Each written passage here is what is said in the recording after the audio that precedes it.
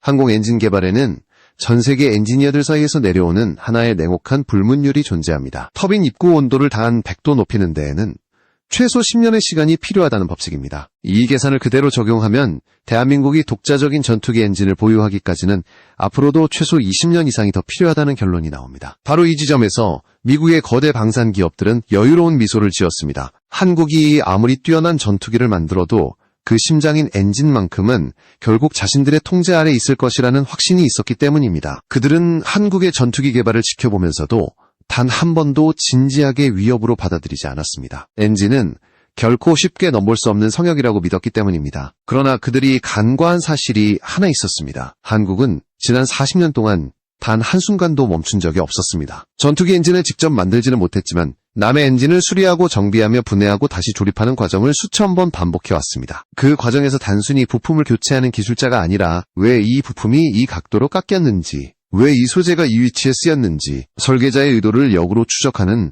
집요한 연구를 이어왔습니다. 겉으로 보기에는 하청과 라이선스 생산에 머무는 것처럼 보였지만 그 이면에서는 세계 최첨단 엔진의 내부 구조와 열 흐름, 진동 특성을 몸으로 체득하고 있었던 것입니다. 2013년 글로벌 방산 시장의 절대 강자로 군림하던 미국 측 개발진은 한국의 엔진 독자 개발 가능성을 일축했습니다. 시기상조이며 현실성이 없다는 평가였습니다. 그러나 그 순간에도 한국의 연구원들은 침묵 속에서 가장 어려운 영역에 손을 대기 시작했습니다. 엔진 내부에서 섭씨 1600도 이상의 지옥 같은 열기를 견뎌야 하는 터빈 블레이드의 구조, 그 미세한 단결정 조직을 분석하기 시작한 것입니다. 이 영역은 자본을 쏟아붓는다고 해결되는 문제가 아닙니다. 정밀 기계공학, 첨단 소재 과학, 연력학, 그리고 수없이 반복되는 실패를 견딜 수 있는 인내가 동시에 요구되는 영역입니다. 항공 엔진은 쇠를 깎아 만든 기계가 아닙니다. 그것은 수만 번의 시뮬레이션과 끝없는 시험, 그리고 실패 데이터를 축적해 나가는 인간의 집념이 응축된 결정체입니다. 터빈 블레이드 하나가 미세하게 변형되는 순간 전체 엔진은 치명적인 불안정 상태에 빠집니다. 초당 수만 번 회전하는 환경에서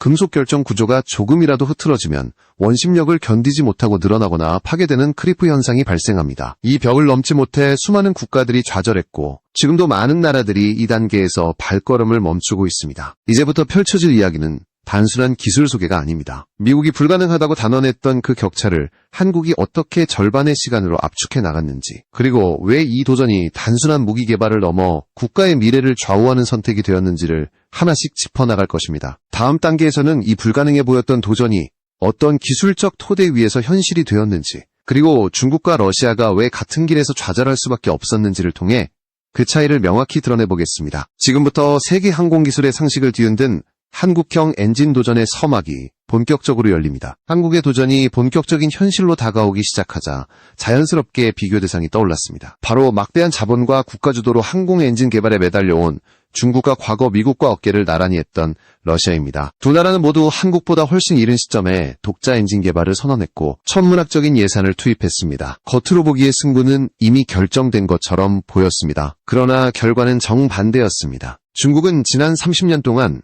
약 25조 원에 달하는 자금을 투입하며 독자 엔진 개발에 집착해왔습니다. 그 결과물로 워산 계열 엔진을 자국산 전투기에 탑재하며 대대적인 홍보를 이어갔습니다. 하지만 실전 운용에서 드러난 평가는 냉혹했습니다. 출력이 설계 수치에 미치지 못했고 비행 중 엔진이 갑자기 정지하거나 터빈 블레이드가 파손되는 사례가 반복되었습니다. 이는 단순한 품질 문제를 넘어 생존성과 직결되는 치명적인 결함이었습니다. 결국 중국은 최첨단 스텔스 전투기라고 내세웠던 J-20조차 한동안 러시아제 엔진에 의존해야 했습니다. 외형과 형상은 빠르게 따라잡았지만 엔진이라는 보이지 않는 핵심 영역에서 발목이 잡힌 것입니다. 그 근본 원인은 명확했습니다. 항공 엔진의 수명과 안정성을 좌우하는 소재공학, 특히 터빈 블레이드에 적용되는 단결정 합금 기술이 결정적으로 부족했습니다. 금속은 고온고압 환경에서 결정 경계가 약해지면 서서히 늘어나는 크리프 현상을 일으키는데 이를 억제하지 못하면 아무리 출력이 높아도 실전에 투입할 수 없습니다. 중국은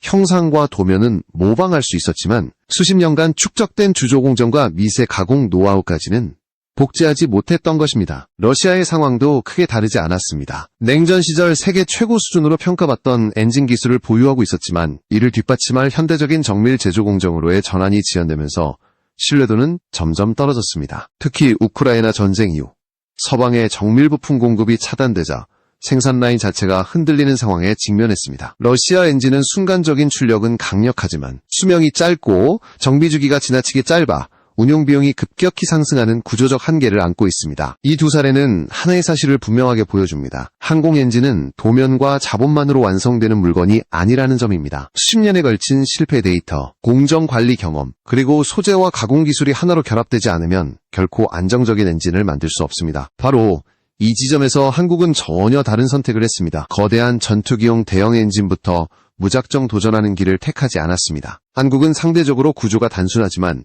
극도로 높은 신뢰성이 요구되는 소형 무인기용 엔진부터 단계적으로 접근했습니다. 500파운드급 엔진을 완성하며 압축기, 연소기, 터빈이 서로 어떻게 상호작용하는지에 대한 방대한 데이터를 축적했습니다. 이 과정에서 얻은 것은 단순한 성능 수치가 아니라 엔진이라는 복잡한 시스템이 극한 환경에서 어떻게 변형되고 반응하는지에 대한 실전 교과서였습니다. 이는 돈으로 살 수 없는 자산이었습니다. 바로 이 차이가 중국과 러시아가 넘지 못한 벽을 한국이 정면으로 돌파할 수 있었던 출발점이었습니다. 다음 단계에서는 한국이 이 데이터를 바탕으로 어떻게 생산 공정 자체를 혁신했고 왜 스마트 팩토리와 정밀 가공 기술이 엔진 개발의 판도를 바꾸는 결정적 무기가 되었는지를 본격적으로 살펴보겠습니다. 한국이 확보한 방대한 시험 데이터는 곧바로 다음 단계로 이어졌습니다. 바로 생산 공정 자체를 기술 경쟁의 중심으로 끌어올리는 선택이었습니다. 항공 엔진 개발에서 많은 국가들이 간과하는 부분이 바로 이 지점입니다. 설계와 소재에만 집중한 나머지 그 설계를 얼마나 균일하게 반복 생산할 수 있는지에 대한 문제를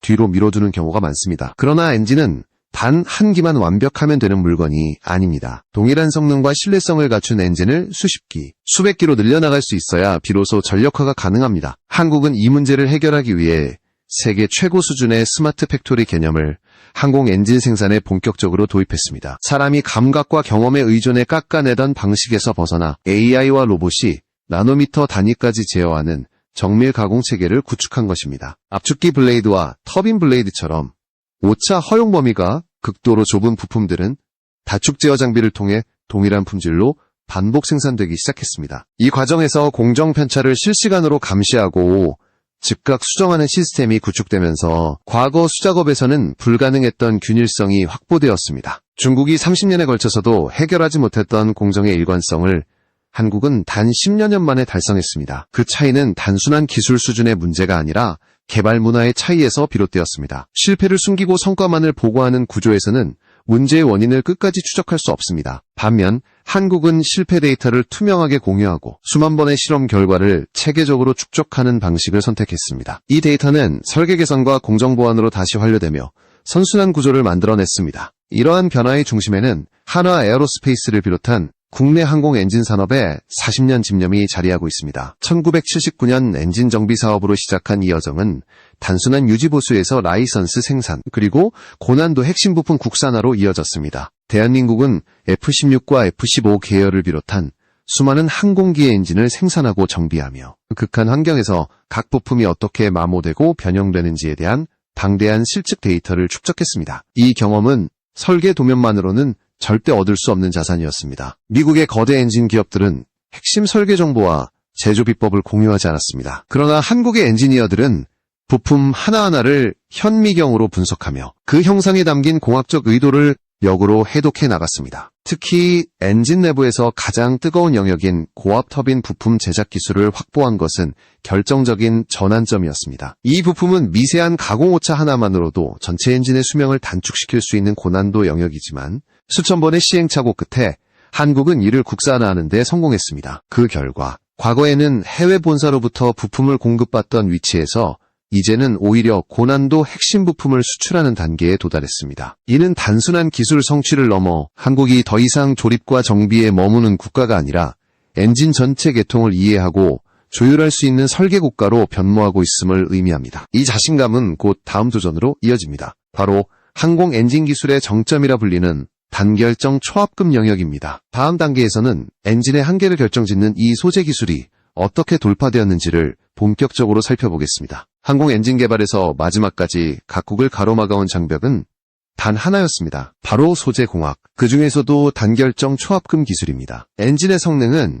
결국 터빈 입구 온도를 얼마나 높일 수 있느냐에 의해 결정됩니다. 현대 전투기 엔진 내부의 온도는 섭씨 1600도에서 1800도에 이르며 이는 철이 녹는 온도를 훌쩍 뛰어넘는 영역입니다. 이러한 환경에서 분당 수만회 회전하는 터빈 블레이드가 형태를 유지하며 버틴다는 것 자체가 항공공학의 정점으로 불리는 이유입니다. 일반적인 금속은 수많은 결정, 알갱이로 이루어져 있습니다. 고온 고압 상태에 놓이면 이 결정들의 경계면이 약해지면서 서서히 늘어나는 크리프 현상이 발생합니다. 이 현상이 반복되면 블레이드는 결국 변형되거나 파괴됩니다. 단결정 블레이드는 이러한 문제를 근본적으로 차단합니다. 부품 전체가 하나의 결정 구조로 이루어져 있어 경계면 자체가 존재하지 않기 때문입니다. 이론적으로는 완벽해 보이지만 실제로 이를 구현하는 것은 극도로 어려운 과제였습니다. 한국연구진은 이 난제를 해결하기 위해 소재 배합부터 주조 공정, 열처리 방식까지 모든 단계를 처음부터 다시 설계했습니다. 단결정 블레이드를 만들기 위해서는 금속이 응고되는 속도와 방향을 원자 단위로 제어해야 합니다. 조금만 조건이 어긋나도 다결정이 형성되며 모든 공정이 실패로 돌아갑니다. 수없이 반복된 실패 끝에 한국은 안정적인 단결정 주조 조건을 확보했고 이는 엔진 개발의 흐름을 근본적으로 바꾸는 전환점이 되었습니다. 여기에 더해 한국의 정밀 가공 기술이 결정적인 역할을 했습니다. 터빈 블레이드 표면에는 육안으로 식별하기 어려운 수천 개의 미세한 냉각홀이 뚫려 있습니다. 이 구멍을 통해 차가운 공기가 분사되며 블레이드 표면에 얇은 공기막을 형성하는 필름 냉각 기술은 고온의 가스로부터 소재를 보호하는 핵심 기술입니다. 이 미세한 구멍 하나하나의 각도와 위치가 조금만 어긋나도 냉각 효율은 급격히 떨어집니다. 반도체와 정밀 제조 분야에서 축적된 한국의 가공 기술은 이 영역에서 세계적인 수준에 도달해 있었습니다. 이러한 기술적 검증은 이미 500파운드급 무인기용 엔진에서 충분히 이루어졌습니다. 내부 온도 1400도 이상의 환경에서도 안정적으로 작동한다는 사실이 확인되자 한국은 다음 단계로 도약할 수 있는 자신감을 얻었습니다. 현재는 KF-21에 탑재될 만 5000파운드 급 엔진을 목표로 한 단계 더 강화된 내열 소재와 냉각 구조 개발에 진입한 상태입니다. 이는 단순한 성능 향상이 아니라 소재 배합 비율과 제조 데이터를 모두 자체적으로 축적해가는 진정한 기술 자립의 과정입니다. 또 하나의 중요한 변화는 엔진 제어 영역에서 이루어졌습니다. 과거에는 해외 기술에 의존할 수밖에 없었던 엔진 제어 시스템 역시 국산화가 진행되고 있습니다. 엔진의 상태를 실시간으로 감시하고 연료 분사량과 회전 속도를 정밀하게 제어하는 이 시스템은 하드웨어와 소프트웨어가 완벽하게 결합되어야만 작동합니다. 한국은 이제 엔진 본체뿐만 아니라 이를 지배하는 제어 영역까지 통합적으로 다룰 수 있는 단계에 도달하고 있습니다. 이 모든 성취는 단순히 하나의 엔진을 완성하는 데 그치지 않습니다. 소재, 공정, 제어 기술이 동시에 축적되며 대한민국 방위산업 전체의 기술 수준을 한 단계 끌어올리는 기폭제로 작용하고 있습니다. 다음 단계에서는 이 독자 엔진이 가져올 전략적 변화, 그리고 수출과 안보 측면에서 어떤 의미를 갖는지에 대해 심도 있게 살펴보겠습니다. 독자 항공 엔진의 완성은 단순히 기술적 성취로 끝나지 않습니다. 그것은 대한민국 방위산업의 구조 자체를 바꾸는 전략적 전환점이 됩니다. 지금까지 한국은 세계 최고 수준의 전투기를 개발하면서도 그 심장인 엔진만큼은 외국의 승인 체계 아래 놓여 있었습니다. 전투기 성능이 아무리 뛰어나도 핵심 부품에 해외 기술이 포함되는 순간 수출과 운용의 주도권은 자연스럽게 제한될 수밖에 없었습니다. 특히 미국의 수출 승인 규정은 한국 방산 수출에 가장 큰 보이지 않는 장벽으로 작용해왔습니다. 미국산 엔진이나 핵심 기술이 포함된 무기체계는 제3국에 수출할 때 반드시 미국의 허가를 받아야 합니다. 이는 정치적 상황이나 외교적 이해관계에 따라 언제든지 수출이 지연되거나 무산될 수 있음을 의미합니다. 실제로 과거 여러 국가들이 한국산 전투기와 무인기에 큰 관심을 보였음에도 불구하고 엔진 승인 문제로 계약이 성사되지 못한 사례들이 존재했습니다. 독자 엔진이 완성되는 순간 이 구조는 근본적으로 바뀝니다. 대한민국은 더 이상 타국의 가이드라인에 묶이지 않고 자국의 전략적 판단에 따라 수출 시장을 선택할 수 있게 됩니다. 동남아시아와 중동, 유럽에 이르기까지 다양한 국가들과 보다 유연한 협력이 가능해지며 KF-21과 차세대 무인기들은 진정한 의미의 한국산 무기체계로 자리잡게 됩니다. 이는 방산 강국으로 도약하기 위한 마지막 퍼즐이 맞춰지는 순간이라 할 수 있습니다. 경제적 효과 역시 막대합니다. 항공 엔진은 전투기 가격의 약 25%에서 30%를 차지하는 고부가가치 품목입니다. 여기에 더해 엔진은 운용 수명 전반에 걸쳐 지속적인 정비와 부품 교체가 필요합니다. 이 정비와 유지 보수 시장은 초기 도입 비용을 훨씬 뛰어넘는 규모로 성장합니다. 독자 엔진을 보유하게 되면 지금까지 해외 기업에 지급하던 막대한 로열티와 정비 비용이 국내 산업 생태계 안에서 순환하게 됩니다. 이른바 MRO 시장으로 불리는 이 영역은 수십조 원 규모의 장기 수익을 창출할 수 있는 핵심 산업입니다. 한국 기업들은 엔진 부품 생산부터 정비 서비스까지 전 과정을 책임지며 안정적인 수익 구조를 구축할 수 있습니다. 이는 단기적인 방산 수출 성과를 넘어 수십 년간 지속 가능한 산업 기반을 마련한다는 의미를 갖습니다. 기술 자립은 곧 경제적 자립으로 이어지는 것입니다. 국가 안보 차원에서의 의미는 더욱 분명합니다. 전시나 긴급 상황에서 해외 부품 공급이 차단되더라도 우리는 자국 공장에서 생산한 엔진과 부품으로 즉각 전력을 유지할 수 있습니다. 이는 단순한 편의의 문제가 아니라 국가 생존과 직결된 군사주권의 문제입니다. 기술의 종속은 결국 전략적 선택의 종속으로 이어지지만 기술의 자립은 스스로의 길을 선택할 수 있는 힘을 제공합니다. 이제 대한민국은 엔진 국산화를 통해 하늘을 나는 무기의 운명을 스스로 결정할 수 있는 단계에 도달했습니다. 다음 이야기에서는 이 모든 성취가 어떤 미래로 이어질 것인지, 그리고 한국 항공 엔진 개발이 세계 항공기술의 흐름 속에서 어떤 위치를 차지하게 될지를 마지막으로 정리해보겠습니다. 대한민국 항공 엔진 개발의 여정은 단순한 기술 도전의 기록이 아닙니다. 그것은 불가능하다는 평가 앞에서도 멈추지 않았던 집념과 보이지 않는 영역에서 묵묵히 쌓아 올린 시간의 총합입니다. 전투기 엔진을 독자적으로 만들겠다는 선언이 처음 나왔을 때 세계는 냉소적인 시선을 보냈습니다. 기술 격차는 너무 크고 시간은 너무 오래 걸릴 것이라는 판단이 지배적이었습니다. 그러나 오늘날 경남 사천의 시험시설에서 울려 퍼지는 엔진의 굉음은 그 모든 의구심에 대한 가장 분명한 답이 되고 있습니다. KF-21 보라매의 심장이 뜨겁게 달아오를 때마다 그것은 단순한 기계음이 아닙니다. 지난 40년 동안 기술 종속의 사슬을 끊기 위해 버텨온 대한민국 방위산업의 고동이며 실패를 두려워하지 않았던 수많은 연구자와 기술자들의 숨결입니다. 우리는 남들이 10년 걸려 넘었다는 터빈 온도 100도의 벽을 훨씬 짧은 시간 안에 돌파했고 소재와 설계, 제조 공정, 제어 시스템까지 아우르는 완결된 기술 생태계를 구축해가고 있습니다.